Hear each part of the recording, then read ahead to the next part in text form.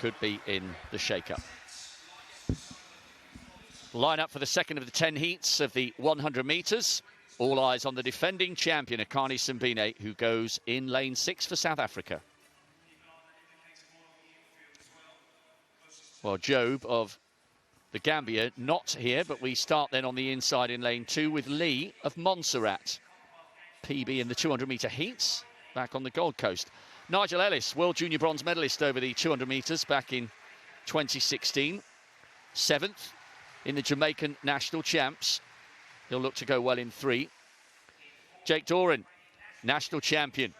Bowed out in the heats in Oregon a couple of weeks ago. He will make absolutely certain, he hopes, to be in the shake-up for the semis here. Konosheshi of Lesotho, semi-finalist in the African Champs, only 21 years of age.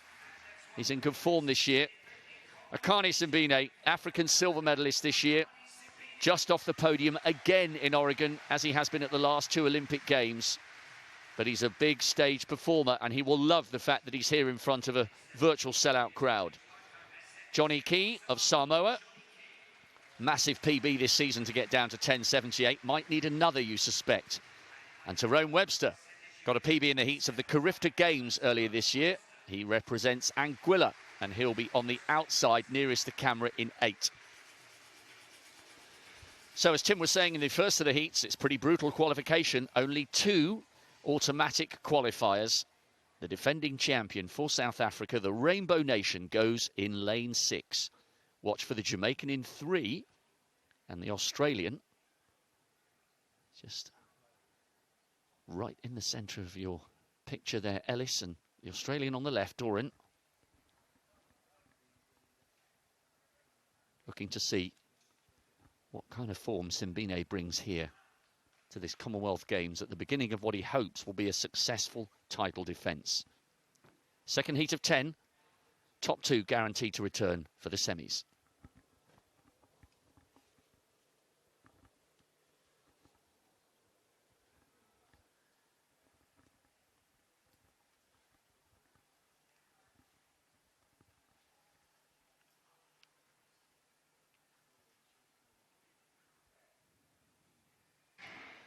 Simbine, third from the left as we look at it, has got a good start, and the Jamaican Ellis trying to get into his running, but look at Akani Simbine here. Simbine, now the Jamaican pulled up just towards the line. I wonder whether that was a problem for Nigel Ellis or whether he was just conserving energy ahead of the semis. He was just in front of Jake Doran, but no doubting the winner. A great performance there from Simbine. Got into his running and looked very smooth and comfortable. Good value for a 10.1 qualification through to the semi-finals.